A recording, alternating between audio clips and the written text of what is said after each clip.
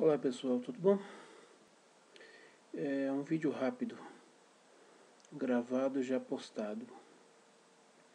Vocês devem ter lido hoje nos jornais, na internet, em algum lugar,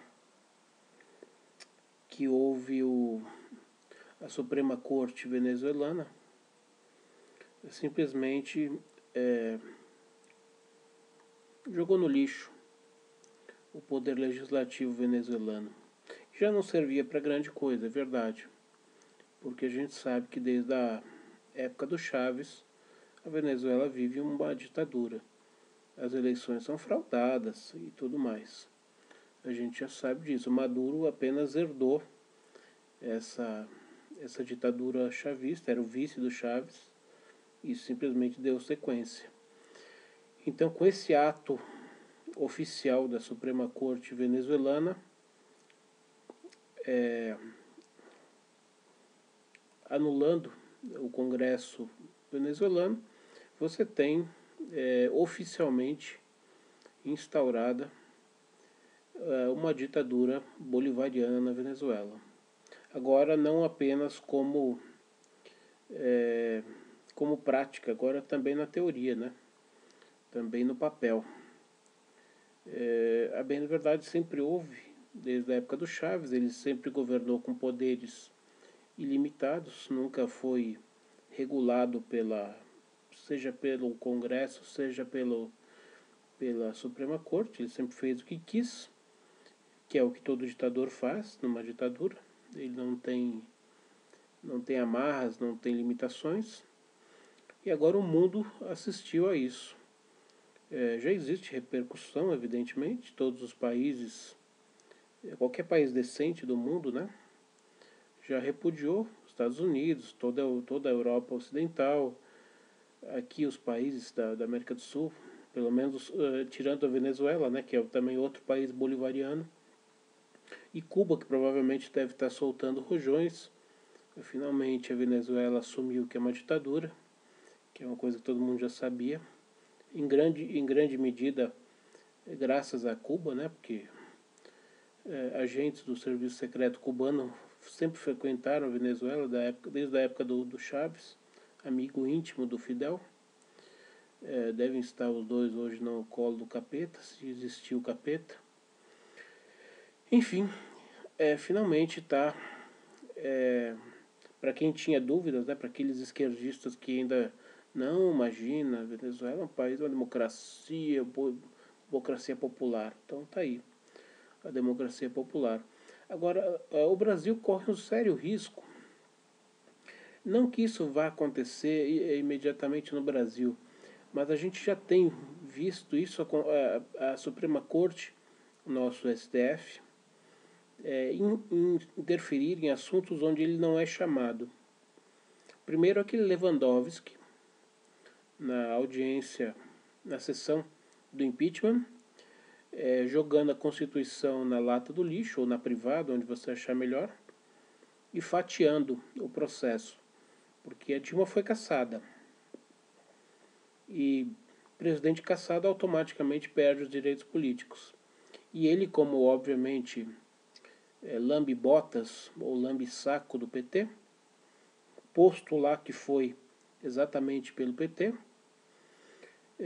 inocentou. Na verdade, não inocentou, quer dizer, ele sancionou o impeachment e manteve os direitos políticos. É mais ou menos como você tem um cara que está sendo acusado de homicídio no júri. Então o júri considera o cara culpado, veredito culpado, e o juiz chancela, realmente o cara é culpado. Qual é a sua pena? A sua pena é nenhuma, você pode sair livre por aquela porta. Então você foi considerado culpado, só que você não vai pagar a pena. É mais ou menos isso que fez Lewandowski, como presidente do STF na época. E o STF fez isso também quando tirou o Eduardo Cunha da presidência da Câmara. O Eduardo Cunha tinha que ser tirado da presidência da Câmara pela Câmara, não pelo Supremo. Novamente a legislação, a Constituição foi jogada no lixo. E o Supremo continua fazendo das suas. Se você procurar aí na internet, vocês vão achar muitas notícias falando sobre o Supremo legislando em assuntos onde ele não é chamado. E, em compensação, você tem ali dezenas e milhares de processos que eles deveriam julgar e, no entanto, eles se metem onde eles não são chamados. Por que é que a gente tem que tomar um certo cuidado com a nossa Suprema Corte?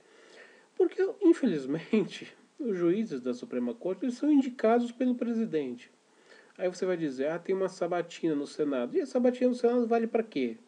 O presidente que governa tem maioria no Senado, tem maioria na Câmara, tem maioria em todo lugar. Ele compra todo mundo. O PT não comprou todo mundo? Comprou todo mundo com mensalão, petrolão, cacete. Então, assim, sabatina no Senado e nada é a mesma coisa. O fato é, a grande maioria, ou se não quase todos, com exceção de 2 ou 3, todos os outros foram indicados por Lula ou Dilma. Agora teve o último que foi indicado pelo Temer, é claro. Mas todos os demais. Acho que tem o Celso de Mello e o Gilmar Mendes, acho que foi indicado pelo Fernando Henrique. O Celso de Mello, não sei se é do Fernando Henrique ou se foi do Collor. E o Marco Aurélio, que é primo do Collor, parece que foi indicado pelo Collor. O resto é tudo petista. Ou seja, a maioria é petista. Então, assim, você tem, obviamente, assim como você tinha uma Câmara e um Senado totalmente petistas quando o PT governava, você tem um STF petista. Então, você tem um STF formado por pessoas que são pessoas de origens marxistas, comunistas, de esquerda, pessoas que, assim, provavelmente simpáticas a qualquer movimento político bolivariano. Então, assim, a gente tem que tomar cuidado no Brasil para que isso não ocorra. Porque considerando que o brasileiro tem uma péssima imagem do Congresso Nacional, e com razão, porque ali 80 ou 90% do que está ali é só corrupto, só bandido. Agora, tem que lembrar que 80 ou 90%, ou talvez mais do STF, não sei se são corruptos, mas são petistas, são esquerdistas, são pessoas que não teriam a menor vergonha de passar a mão na cabeça de bandidos de esquerda. Porque a gente sabe que vale tudo pela revolução, certo? A esquerda define o conceito de certo e errado não pelo mesmo conceito de certo e errado que você ou eu. A esquerda, o comunismo, define o que é certo ou errado. O Gramsci já disse isso. O que é certo é aquilo que ajuda a revolução. O que é errado é aquilo que atrapalha a revolução. Portanto, quando um comunista decide fazer alguma coisa, ele tem sempre isso em mente.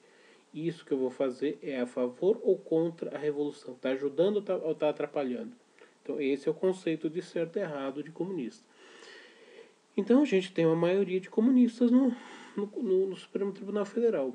Então, esse ódio do povo ao Congresso Nacional pode correr um sério problema de haver aqui também a mesma coisa, porque o STF já está entrando em todos os cantos.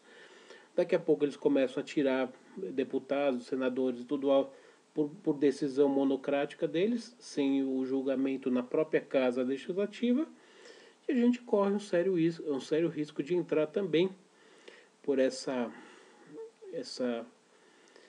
face de ter um país governado por uma corte eminentemente esquerdizada, né, aparelhada pelo PT. Isso é difícil de acontecer hoje porque a Dilma foi apeada do poder e entrou o Michel Temer. Mas nada garante que em 2018 a população não cague novamente nas urnas. Então, eu acho difícil que a população eleja alguém do PT. Mas vem aí um cangaceiro, Ciro Gomes, provavelmente para unir a esquerda. Um cangaceiro que já declarou aí, está nos vídeos da internet, que se alguém da Polícia Federal for atrás dele para prender ou para fazer qualquer coisa, ele recebe na bala. É assim que funciona a coisa. É engraçado, eu não sou eleitor do Bolsonaro, eu espero que a gente tenha melhores opções para 2018. Mas é interessante, né? Porque se o Bolsonaro desse uma entrevista dizendo que se um dia um juiz mandar uma ordem de prisão para ele recebe os policiais federais à bala, provavelmente estaria na manchete de todos os jornais, né? Seria a pauta do Jornal Nacional por um mês. Agora, como foi o Ciro Gomes que falou, então sai assim uma notinha aqui, uma notinha lá, tá tudo certo. A gente não vai querer queimar, a imprensa super isenta de esquerda não vai querer queimar o Ciro Gomes, só porque ele disse que receberia a Polícia Federal a bala. Agora, se fosse o Bolsonaro, se fosse o Feliciano, o Caiado, alguém da direita que falasse isso, obviamente que a imprensa está lá exatamente para queimar essas pessoas. É só para mostrar a, a nossa grande mídia, como ela é isenta, como ela é imparcial na apuração dos fatos. Então, dependendo de quem falar, a declaração fica chocante. Dependendo de quem falar, a declaração chocante passa batido, assim, a gente finge que não viu, finge que não escutou e continua tudo certo. Porque o Lula já está queimado, né? O PSDB está com quase todo mundo queimado, pelo menos os grandes caciques. Só sobrou o Dória. Então, o Ciro Gomes é a grande esperança de unir a esquerda para 2018, né? Então, a imprensa tem que tratar com muito carinho, fingir que não escutou o que ele falou e continuar tratando o Ciro Gomes como um grande estadista, um grande democrata, evidentemente. Ainda que ele tenha dito que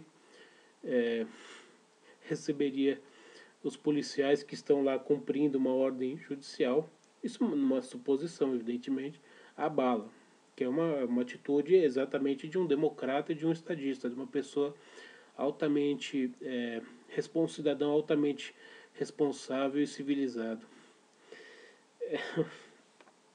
O Brasil está chegando num nível de insanidade que eu espero que a gente não vire uma Venezuela. Mas se a gente continuar nesse nível de esquerdização de tudo, vai ser difícil de mudar. Talvez a solução seja algum aeroporto. Evidentemente que aeroporto internacional, né? Porque nenhum lugar desse país a gente vai ter paz, vai ter uma vida decente, convivendo com tantos bandidos na Câmara, no Senado, na presidência, na mídia, na Suprema Corte e para todo lugar que a gente olhe. É isso aí. Então o vídeo era para isso. A Venezuela assumiu de forma oficial a ditadura, que na prática, que qualquer pessoa com 2 neurônios funcionando já sabe que existia desde a época do Chaves. Agora é oficial. Menos mal que agora é oficial, porque pelo menos agora a esquerda é obrigada a assumir que a Venezuela é uma ditadura. É claro que vão continuar bajulando e lambendo, como fazem com Cuba desde 59. Eles assumem que Cuba é uma ditadura, mas eles acham uma ditadura maravilhosa, porque é uma ditadura comunista. Enfim, a esquerda não tem... você nunca vai entender o pensamento da esquerda, porque o pensamento da esquerda é aquele que eu já disse. O certo e o errado é assim, o certo é o que nos ajuda, o errado é o que nos atrapalha. É por isso que vocês devem ter visto recentemente, teve um negócio da Dilma falando que era contra essa terceirização aí de trabalhos e tal, para ajudar um pouco a combater o desemprego. Ela mesma foi a favor disso quando ela era governo, agora ela é contra. Por quê? Porque quando ela era governo, era interessante você combater o desemprego. Até porque o alto nível de desemprego e de desgraça da economia que ela produziu foi o grande catalisador que a derrubou do poder. Porque não foram as pedaladas, ela caiu por causa da economia. O brasileiro só vai protestar quando dói no bolso. Se o bolso não tivesse doendo, ele não teria saído na rua. Então, a nossa amiga era a favor daquela época, evidentemente, porque combater o desemprego, ela poderia tentar salvar o mandato dela. Agora, como ela é oposição, combater o desemprego, isso daria uma melhoria para o país, traria uma melhoria para o governo, o deixaria os brasileiros mais felizes se eles conseguissem emprego. E obviamente que agora o PT não está mais no poder, então ele quer que o governo Michel Temer se dane, ele quer que o povo brasileiro se dane, que todos percam o emprego, que todos vão para o inferno, para o raio que os parta, porque eles não são mais governo, evidentemente. Então quanto pior tiver, melhor, porque aí eles vão chegar em 2018 e falar, tá vendo a desgraça que o Temer destruiu o país, precisamos voltar nós aqui, o Brasil precisa de nós novamente para voltar a crescer. Então, é aquilo que eu disse. Por que que mas nossa, mas não é, assim, não é lógico uma pessoa dizer que é contra contra determinada coisa no momento e é a favor em outro. É lógico que é evidente que é lógico. É lógico do ponto de vista da esquerda. Quando você está no poder, impeachment do Collor. Impeachment do Collor é democracia. Impeachment da Dilma é golpe. Por quê? Porque o impeachment a nosso favor é sempre bom. Impeachment contra nós é sempre ruim. Então, assim, o raciocínio marxista é esse. Isso está escrito nos livros de Gramsci, isso não é uma invenção. Gramsci escreveu isso. Então basta você ler os seus escritos que você vai ver que está escrito ali, nos seus cadernos ali. Tá certo? Então é isso aí. Temos mais uma ditadura comunista agora de forma oficial. A Venezuela assumiu o seu lugar ao mundo de grande parceira cubana. E talvez o próximo seja o Evo Morales, né, que também já é um ditador. Falta só ele assumir isso publicamente. Tá bom? Então uma saudação e até a próxima.